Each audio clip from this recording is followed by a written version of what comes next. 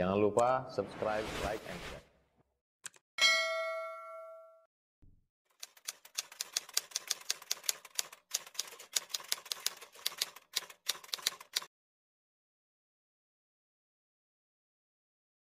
Kata hikmah berikutnya, al-haqqu laysa bimahjubin anka. Innamal mahjubu anta anin nazari ilaih. Idh law hajabahu syai'un la satarahu ma hajabahu walau kana lahu satirun lakana liwujudihi hasirun wa kullu hasirin li syai'in fahuwa lahu qahirun wa huwal qahiru fawqa ibadih. Ini bahasa ni agak nyelimat sikit ya, bahasa tasawuf begitu. Nah, cuma pondasinya tetap tauhid. Siapa yang paham tauhid, insya-Allah akan paham ya kalimat-kalimat yang diungkapkan oleh kitab Al-Hikam ini. Al-haqqu laysa bimahjubin anka. Al-haq yaitu Allah Subhanahu wa taala tidak ada yang menghijab terhadapmu. Tahu hijab artinya tidak ada yang menutupi engkau dengan Allah. Itu maksudnya ya. Jadi al-haq tidaklah terhijab darimu.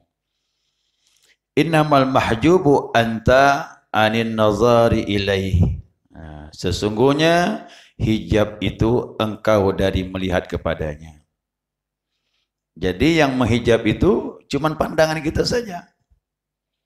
Nah, idlau hajabahu syai'un, ya, apabila dia dihijabi sesuatu, nah, ya, apabila dia dihijabi sesuatu, la satarahu ma hajabahu, niscaya ia tertutup dari apa yang menghijabnya.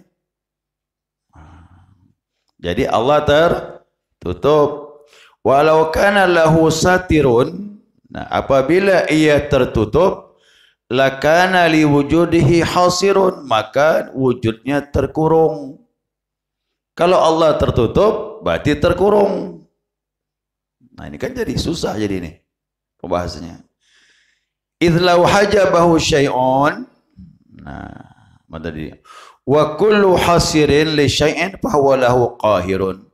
Segala yang terkurung terhadap sesuatu, maka ia dikuasai. Nah, sedangkan Allah wa huwal qahiru fawqa ibadih, sedangkan Allah dialah yang menguasai di atas hambanya. Jadi ini bahasa ini dia berandai-andai. Artinya Allah tidak ada yang menghijab antara Allah dengan kita ini. Jadi kalau dikatakan Allah itu ada sesuatu, ada hak yang menghijabnya, itu muhal, mustahil. Ya. Tidak ada sesuatu yang menghijab Allah. Apa sebab? Li'annahu zahara bikulli syai', karena dia tampak setiap pada sesuatu. Kalau orang yang tembus pandangannya, para wali Allah, melihat sesuatu, dia lihat Allah. Dan sesuatu itu tidak bisa menghalangi dia untuk melihat Allah. Nah, ingat sesuatu bukan Allah. Tetapi dia melihat sesuatu, hakikatnya sesuatu itu tidak ada. Apa sebab? Qabla kulli syai', karena Allah sudah ada sebelum ada. Nah, kalau Allah sudah ada sebelum ada sesuatu, maka sesuatu tidak bisa menghalangi kita dengan Allah. Wa ba'da kulli syai', dan Allah tetap ada, nampak setelah sesuatu. Kalau sesuatu ini tidak ada, Allah begitulah. Sebagaimana sebelum ada sesuatu Allah tampak, tatkala ada sesuatu tetap Allah tampak, tatkala musnah sesuatu Allah tetap tampak seperti itu. Fala zahirun ma'hu, dan tidak ada yang nampak bisa bersama Allah. Apa sebab? Allah qadim. Kita hadis. Wujud Allah tidak ada awal, tidak ada akhir. Wujud kita ada awal, Kita ada awal, ada akhir. Bagaimana mungkin makhluk bisa menghijab Allah? Yang wujud Allah tidak ada awal, tidak ada akhir. Itu bahasa tauhid begitu. Ya. Bahasa tauhid seperti itu. Nah. Lalu bagaimana nih? Nah, dia bilang wala mawjudun siwa, pada hakikatnya tidak ada wujud selain Allah. Kemarin dalam tauhid dah kita bahas antara buih dengan air laut. Di mana letak buih itu? Pada air. Hakikatnya buih ini ada atau tidak? Nah, kalau air tenang, adakah buih? Tak ada. Kalau ada ombak, baru muncul buih. Lalu hakikatnya buih ini ada atau tidak? Bagaimana mungkin buih bisa menghalangi air? Bahkan hakikatnya buih itu tidak ada.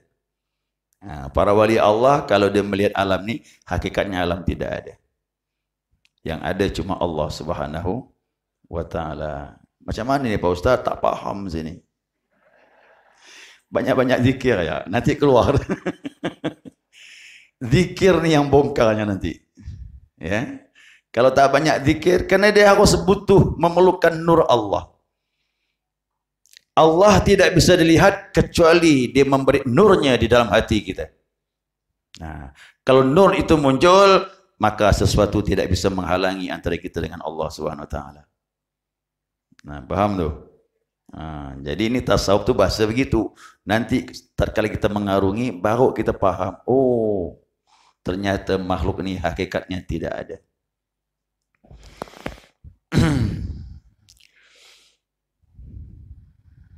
Mana tadi tu? Nah, maka dia bilang fahuwa laysa bimahjubin anka, maka dia tidak terhijab darimu, kata ulama. Innamal mahjub anta anin nazari ilai. Sesungguhnya hijab itu hanya engkau terhalang memandangnya. Itu saja. Kalau Allah buka halangan itu, kau akan bisa melihat Allah Subhanahu wa taala. Jadi yang menghalangi kita apa? Li'atiqadikal ghairiyah. Karena iktikad di hati kita ada selain Allah yang menghalangi kita dengan Allah. Itulah iktikad yang salah. Nah, itu iktikad yang salah tu. Wa ta'allaqu qalbuka bil umuril hissiyah. Karena hatimu masih terikat dengan alam ini yang nyata. Lihat orang, lihat rumah, lihat kendaraan, macam-macam.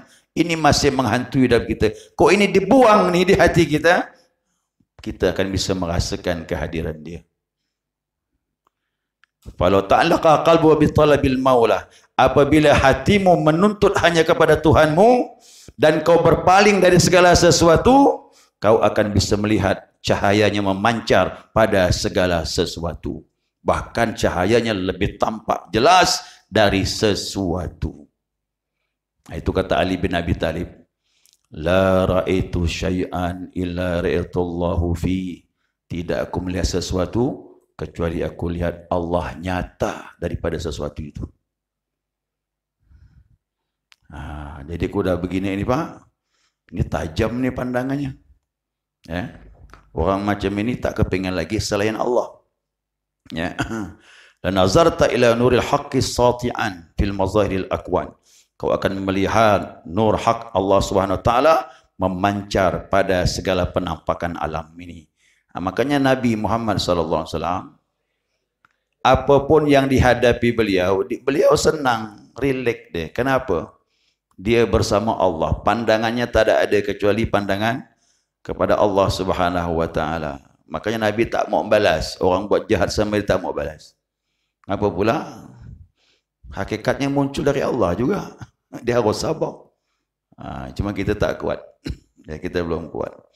Wasara makana mahjuban anka bil waham.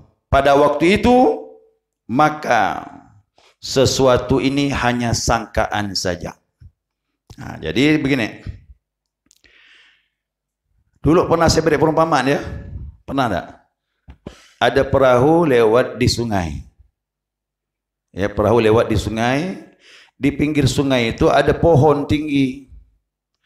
Matahari menyinari pohon, bayang-bayangnya menutup sungai.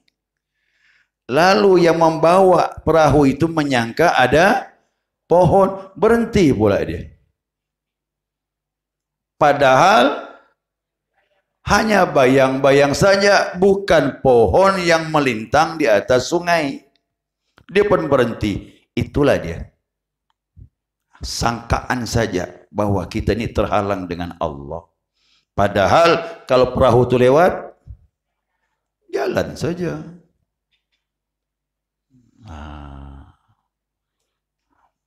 Ya, saya ngomong begini ini memang bahasa tasawuf tidak boleh bahasa apa adanya, nanti keliru pula. Karena Allah itu bukan sesuatu. Jadi perumpamaan-perumpamaan macam ini untuk mendekati pemahaman. Tapi hakikatnya nanti lam yazuk lam yadri. Siapa tak merasa, dia tak tahu. Nanti ke sana pada hakikatnya nanti. Ya. Fannasu kulluhum yushahiduna wa la ya'rifun. Ini kata ulama ni ya. Para sufi menyatakan, maka manusia sebenarnya menyaksikan Allah, cuman dia tak mengetahui. Macam mana tu? Kita menyaksikan tapi kita tak tahu. Tambah lagi ni ya. Wa kulluhum fil bahri wa la yash'urun. Sebenarnya kalian tu masuk dalam laut, cuma tak menyadari kalau kau berada di dalam laut. Ya. Orang itu main dalam laut, dia mencari air laut, padahal dia masuk dalam laut, dia tak tahu dia berada di laut. Macam mana tu?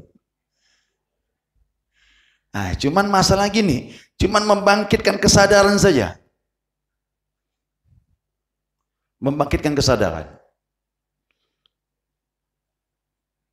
Membangkitkan kesadaran itulah perlu zikir. Zikir itu memunculkan kesadaran bahwa memang dia ada dan dia sangat dekat dengan engkau.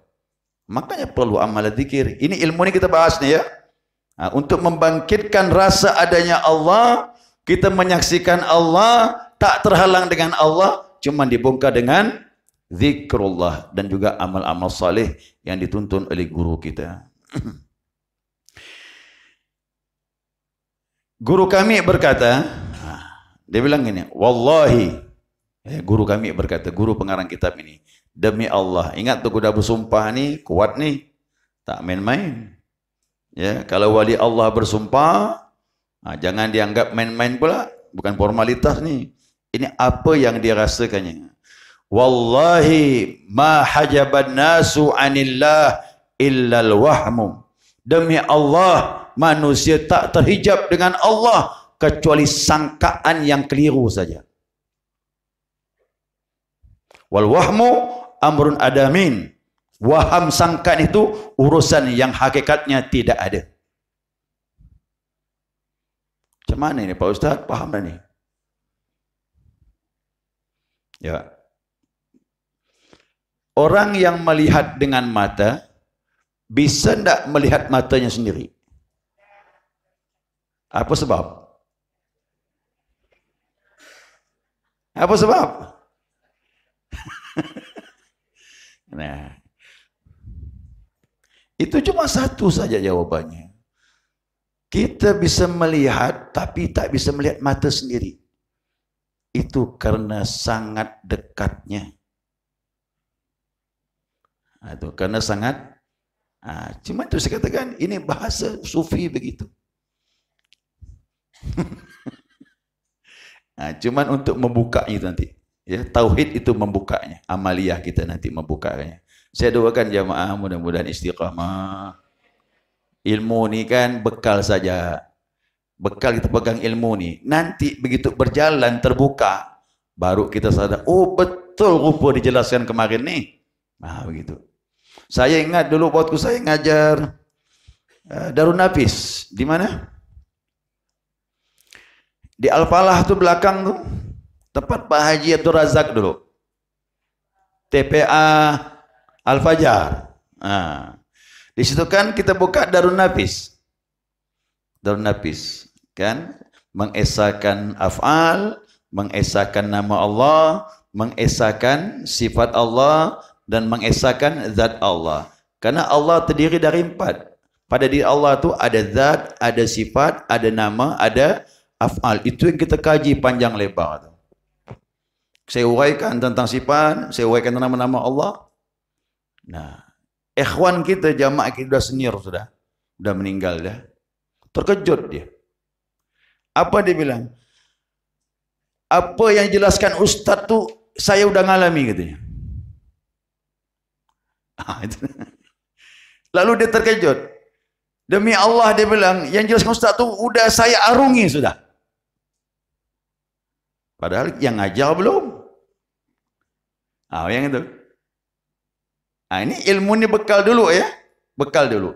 Nanti begitu pengalaman rohani dibukakan Allah, ketemu semua ni. Apa yang diungkapkan kitab Al-Hikam, Darun Nafis sama. Tasawuf tu hakikatnya sama. Situ akan baru kita melihat, oh, benarlah kitab ini, benarlah ungkapan ini. Langsung dia mengalami. Nah, jadi kita ni mohon maaf, berjalan dengan orang macam ini luar biasa berkahnya.